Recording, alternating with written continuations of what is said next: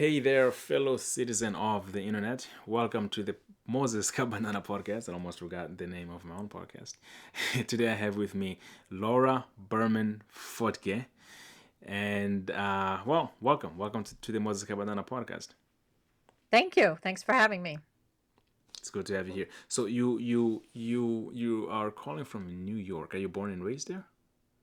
I actually am born and raised in New York with a short period of time that I lived in Caracas, Venezuela, or I should say Caracas, Venezuela, with the right Okay. accent. When I was a kid, I lived in Venezuela till I was 12 years old, and that's definitely informed my cultural sensitivity and my interest in learning about different cultures, which I've been able to do by being a fly on the wall as a coach in every kind of industry in different countries and different specialties. It's been really fun.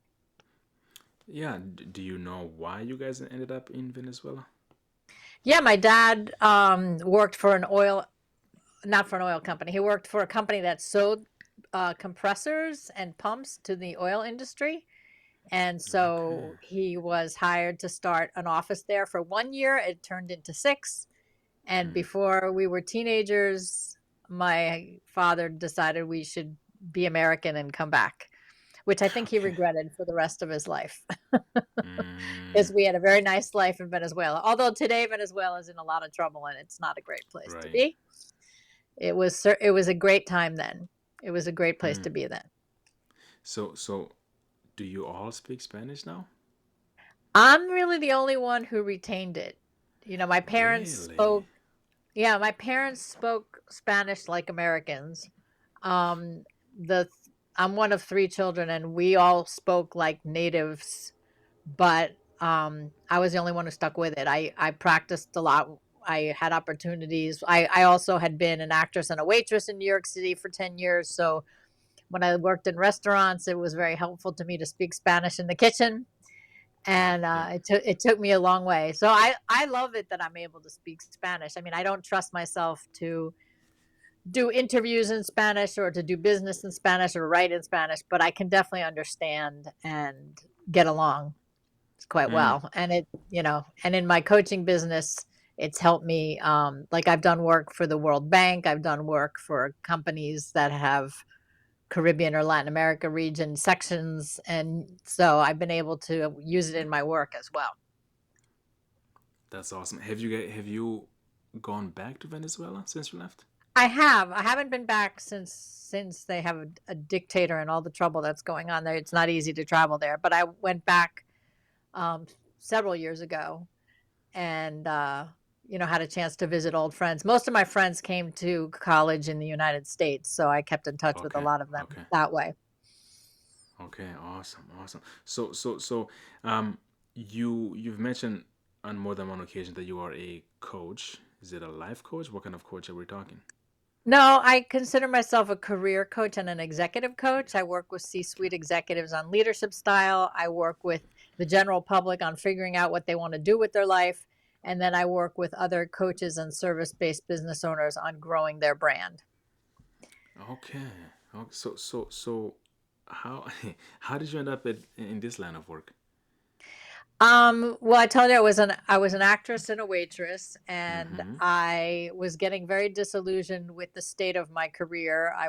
I did professional work. I had my union accreditation, but I saw a long road ahead of me, and I didn't think I could keep up the lifestyle that I wanted to live that way. And I remembered an old mentor of mine who I called, and he had become a coach, and I never heard of such a thing. But he thought he could help me figure out what else to do with my life. And I became a client for 2 years until I realized, no, I want to do what you do. So I was one of the first people in the world trained by a coaching training school. That was Coach University, and I was student number 16. And those same Mm-hmm. 16 people started the International Coaching Federation, which is the largest body in the world that accredits coaches and coaching schools and gives out credentials at this point. So I'm a master Wow. credentialed coach with the ICF. Wow. Okay. Okay. So just real quick, how did you always want to be an actress? How did that happen? Yeah, when I was a kid, my parents exposed us to theater and doing children's theater and adult theater, and I really loved it. I loved doing theater, and I always dreamed of being an actor, and my Mm, parents would not let me study that in university. So I ended up, after I got a degree in communications, I decided to move to New York City and try my chance to be on Broadway. Never made mm, Broadway, but made many regional theater uh, jobs and worked on cruise ships and sang and mm, danced all mm, over the place. and But in retrospect, I realized 10 years after I left show business, part of why I wanted to be an actor was to transform people's lives. That when you sit in the mm. theater and you watch a story, or you are entertained, or you're transported in a theater setting, I wanted to have that effect on people's lives. I wanted to move people to change something, to take action in their life because of something they saw on stage. And so instead, I started doing that on stage as a speaker and as a teacher, and not as an actor. Did you ever do film at all? Not anything notable, just, small student films, or, nothing notable. No. Okay. I did mostly theater. What was the biggest change when you had to go from stage to film? Stage to film is, I'm a stage person, and on film, you're very small and very Okay. understated. I was not Okay. understated. Mhm. That makes sense. A few years back, I was directing this short film, student film, and I had two actors, an actress and an actor, and they both had a theater background. She had a lot more experience in the film, but he I think it was like his first time, maybe second time on film, and just the amount of time that I had to tell him, hey, so I have this lens about half a foot in front of your face. Right. I don't need all of this. Like I'm glad it's there. Is there a way that we can channel the same energy but keep the physical manifestations of those emotions small? And we never got anywhere with that. But it's just that's why I asked, like, if you ever did any film. Yes, it's a whole different way of acting. Yeah, That yeah, I was more interested in doing commercials than I was doing films, which is the same right, discipline. right, You have to learn how yeah, to act in the box and right, not on the right, stage. right, yeah.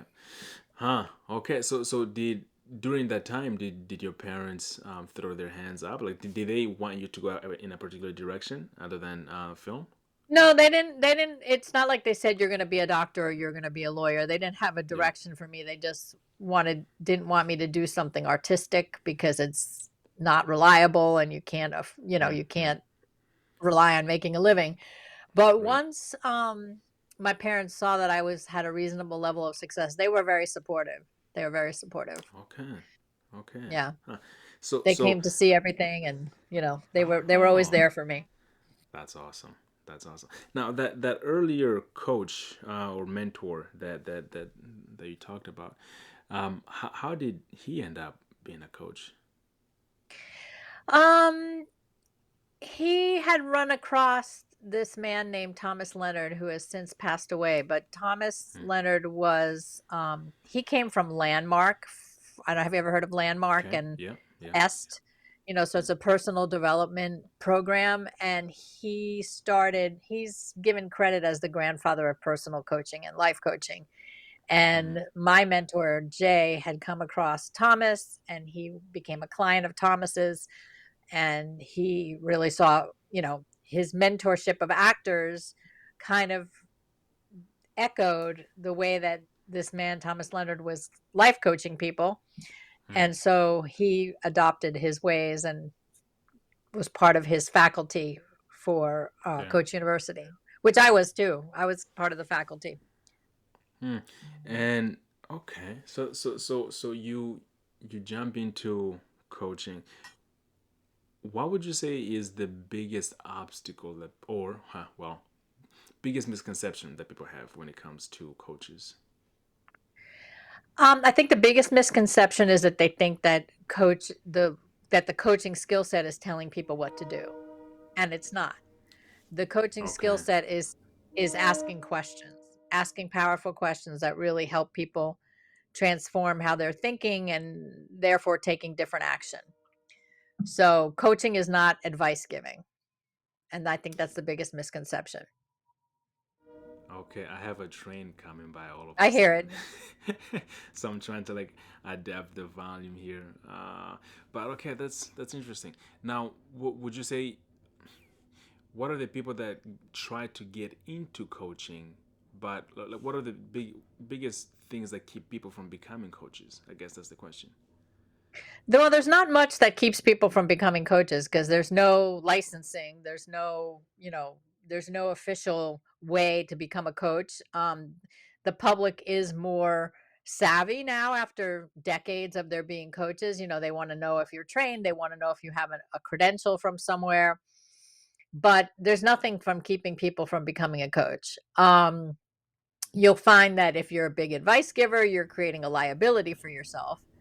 Most people who try to get into coaching without taking any training don't really know what to do with their clients. Like, what do I do with somebody once I have them as my client? They don't know Mm, what to do. And the other obstacle is, even if you are trained as a coach, people think that they're just going to step out of coaching school and be making $60,000 to $100,000 a year, and mm, it's not that way. You really have to you have to treat it like a business. You can't just be a practitioner of this great skill set. You also have to be a business owner and treat your coaching practice like a business. And I think that's where people fall down. In fact, the International Coaching Federation has a statistic that 82% of coaches fail within 2 years and stop coaching. They fail in their business within 2 years, 82%. that is a very high failure rate, 82%. Yes. Holy smokes! Yes. And do we know what are some of the elements that play a major role into this failure? Yeah, finding clients. How you Okay. have to network, you have to go out and speak, you have to go out and be visible. And, many people have resistance to being visible online. Mm, mm, So mm. learning how to be a marketer, those are the things that cause people to fail. Okay. Would you say that that's responsible out of this 82%? You think that would be responsible for like half? I'd say more than half, almost all of it is being unable Hmm. or unwilling to market or don't know how. Yeah. Yeah. Okay. So real quick, I want to touch on the legitimacy of the accreditation process, right? Hmm. Basically, what keeps me from starting an accreditation of sorts, and then I guess charging individuals to go through my accreditation in order for them to be coaches. Not, I mean, legally, nothing's going to stop you. Okay. But buyer beware. When I'm scrolling online and I see, someone claim that they're going to they're going to train you to become a coach in one weekend for $7. I want to write to you and say you are cheapening the whole thing. Like Okay. Yeah. what is that? So, but there is a way to get your coaching training program accredited by the International Coach Federation or some other entity, where you have to prove how much training these people are getting and what are they doing. And Yeah. there if there is an accreditation process, but again, legally nobody's going to stop you. Okay. Okay. Well, I'll get back to what I'm thinking later on. So if 82% are failing, I'm guessing. So there is terrible in math. So there's like 18% that succeed. So if we take this 18%, what is this 18% doing well? Well, some of them are going and getting jobs inside of a company, inside of a Okay. corporation, and have Okay. an internal coaching practice supported with a salary inside of Mm-hmm. a company. And then the rest of them are successful business owners and marketers, and they gain coaching clients by being what I call an A-list coach, somebody who's out there maybe with a book, maybe speaking, training, teaching, being very visible, and attracting clients. Okay. So the networking aspect of this is like just tremendous. It's huge. Yeah. And it Yes. sounds like having some sort of like a side income or a guaranteed income as you are searching for clients also plays a major role within this 18%. It's definitely helpful to not, go cold turkey and quit your Yeah, job to yeah. go become a coach. No, you've got it'll take I mean, it takes 3 to 5 years to build any business, but it'll take you 1 to 3 years to build a reliable coaching practice depending on the level of your networking ability. Yeah. And so how do you find people to help out? Speaking is the number one way that I've brought people to my coaching practice. So I will do a speaking engagement for a conference or put on a speaking engagement of my own or partner with Mm. somebody else and have, you know, the opportunity to give people something to think about, some way to transform themselves and then they want more. Okay. So we're having this conversation on a podcast. Why haven't you started your own podcast? Um, that's a good question. I didn't want to start a podcast just to have a podcast. Right. I want to have a podcast with a different bent to it, so I haven't really come up with that yet. And also I think it's a lot of work and I don't necessarily think that it's a direct way to get clients. It's a way to increase your exposure.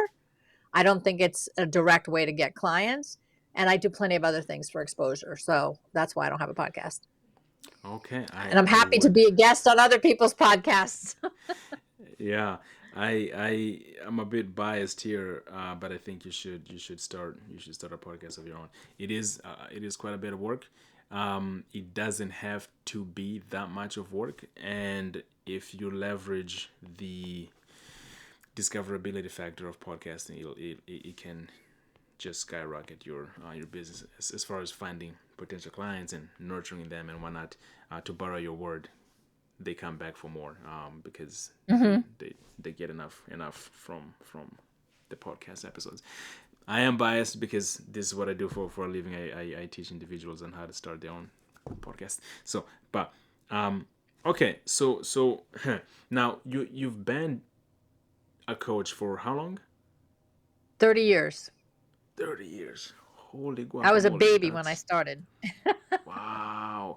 Okay, so what would you say were like the top 1 to 3 mistakes, right, that you used to make at the beginning that you are still trying to iron out even today? Um, I don't think they're the same mistakes that I'm Okay. trying to iron. I'm Yeah. not saying I don't make mistakes, Right. but the ones Right. in the beginning have been ironed out. But I'd Yeah. say beginning coaches make the mistake of not treating it like a business. They think that just being a good coach is enough. That's not enough. Um, I used to worry too much about the people who came and went and one, two came, one left, three came, two Right. left. I used to worry about that too much. And I've learned to just trust the flow of that. So that's the second thing.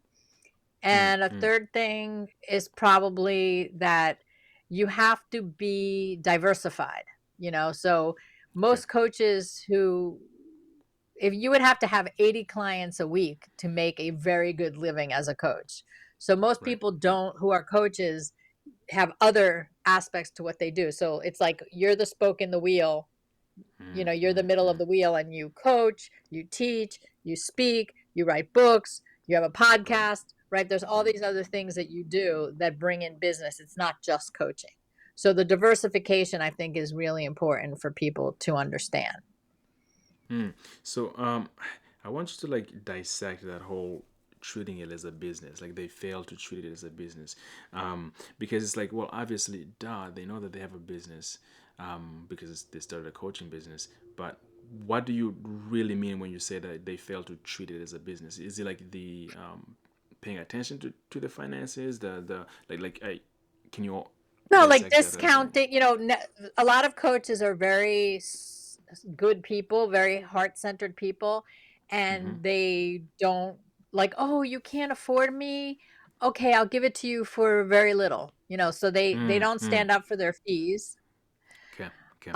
Okay. Um Also not having clear contracts and agreements with people. Mm, mm. Um, Coaches should carry errors and omissions insurance. You don't want somebody to come back and say, "Oh, because of you, I divorced my husband and now I'm broke and living on the street and it's all your fault." Like that. It's not the case. Yeah, But yeah, certain protections in your business, treating it like a business is also continuing to train and true. increase your skill, full ability. So Yeah. that's what those four sections right there about treating it like a business. Okay, no, I like that. I like that. Now, so I think that the average individual does not think about becoming a coach of sorts, and even though many, or at the very least, a significant percentage of the population could be a coach of sorts. Um, what would you say are the biggest obstacles that get into people's ways as they're trying to figure out how to be a coach? Um, Thinking they can do it without getting trained. They, like I said, you run out of things to talk about. You don't know what to do with a client once you have them. If you're giving too much advice, you're going to run out of advice. So I think people just come up against not really knowing how to manage the relationship and get people from A to B the way they want to. Most people come to coaching with a gap between where they are and where they want to be, and you Right, need to right. know how to close that gap. Okay. And speaking of the gap, like there's often like a huge distance between the conceptual understanding of a topic, right? So let's say you tell your client, hey, here's where you are, here's where you need to be, here is step 0, 1, and 2 that's gonna get us closer to that role, and so they have a conceptual understanding of what's gonna happen, but the implementation of that understanding is that's a whole different story. So how do you approach that? Like, okay, now, like, we've laid out the foundation, meaning like we know what we're going to do, but the actual doing it is it's difficult, right? People fall off, people follow different plans that you two did not discuss. So how do you approach that whole getting your hands dirty, so to speak? Well, sometimes it's about strategy. Does the person have a strategy, or are they just trying ad hoc Mm, strategies that mm, make no sense? So it's about being strategic. Some people can't see the forest through the trees, right? They can't see what they need to do. They need more steps. And a lot of times it's just nothing will, let me back up. If you're looking for a personal development program, start a mm, business. It'll you will be confronted with your own shortcomings, your own doubts, your mm, own mm. fears, your anxieties. You'll be confronted with everything when you have your own business. And so it constantly demands growth. And there's a saying, new level, new devil. The next level of business brings new problems for you, so you're constantly having to grow and learn, and Yeah, it's never stagnant. You're never going to coast for a long time with no problems and challenges. right. Hmm. Okay. Do you have a book? I have 5. 5. My goodness. Holy smokes. How old were you when you wrote the first one? 34. Okay. Okay. So So I have I'm career books, self-help books, and one spiritual book called The Little Book on Meaning. okay. And what got you into this book writing endeavor? Well, the first one, I was discovered. I had been in Money Magazine with a client of mine who went from making 50,000 a year to 500,000 a year, working with Hmm. me over 18 months. And there was a story in Money Magazine about her, and she gave Hmm. full credit to her coach for this transformation in her life. And I had 500 phone calls to my house. Um, Okay. and and 3 of those phone calls were publishers. Have you ever thought of writing a book? And I Wow. said yes to all of them, whether I Hmm. really had thought of writing a book or not. And the best bid won. So I did my Okay. first book with Time Warner. Wow. Wow. Wow, that's amazing. That's really amazing. So can you list the five books real quick? Sure. Take yourself to the top. Living Okay. your best life. Now what? 90 days to a new life direction. That one's sitting here. Mm, Now mm, what? mm. And then there was the little book on meaning, and the last one is called The Prosperity Plan. The prosperity plan. Okay, that is super intimidating because I'm in like stage -2 of like writing my own book, and it's Stage just it. -2. What does that mean? Yeah, yeah, it's brutal. It's brutal. It is So brutal. It is brutal. anybody that's written a book, I give them my respect. Okay, so do do you? We might have to play a little scenario here, pretending that I'm a potential client of yours, and see how you would approach that. But before we get to that, what I'm gonna ask you a question, and then I want you to say the first thing that comes to mind. So here we go. What is the absolute earliest memory that you can think of? You don't want to know. Okay, okay. But you have one. Okay, interesting. Because many people are like, huh, it's been a minute since I've traveled that far Oh, no, back. I know what it is, but you don't want to know. Okay, okay. Song wise, do you have early songs that you still listen to today? Let's say like before you were 10 years old that you still listen to today. Um, Before I was 10. Yeah, I mean, there's some songs from the 1970s that still Okay, come to mind. Like, okay, Billy, don't be a hero, don't make a fool of your life. That's like really old. okay. I I don't don't even know. know who wrote it. I don't even know Uh, who wrote it. That was from the 1970s. Mike. Okay, I've I've never heard of that one. Now I didn't grow up in the States, so maybe And then maybe and that's then musical theater, like I just have a million musical theater songs in my head, from the old fashioned musical theater to the new fashioned musical theater, because I was in mm, theater. Like I tell my children, when I'm really, really old and senile, just play Broadway show tunes for me and it'll all come back. do you break out in songs every once in a while? Yes, everything is a song. Everything is a song. If someone says a sentence that's a lyric from a song, I try Mm. to edit myself, but I'm really thinking it in my head. I'm thinking the song. Huh. Did you ever flirt with the idea of writing music? No, because I don't play an instrument, so Okay, I don't think that way. I mean, I okay, know there are okay. people who don't play an instrument who write songs, but that just never came to me that way. Hmm. Okay, okay, got it, got it. Okay, so let's just do a quick scenario here that trying to figure out how to approach this whole business side of. I'm not exactly a coach, but I'm teaching people how to start their own podcast, and Right. that can last across time, right? Because everybody and their grandmothers, they enter into the podcasting space, and I think it has like a 90% failure rate, right? Because the barrier Close of to entry. coaching. Everyone and their Yeah, mother becomes a coach, and 82% failure rate. There you go. exactly.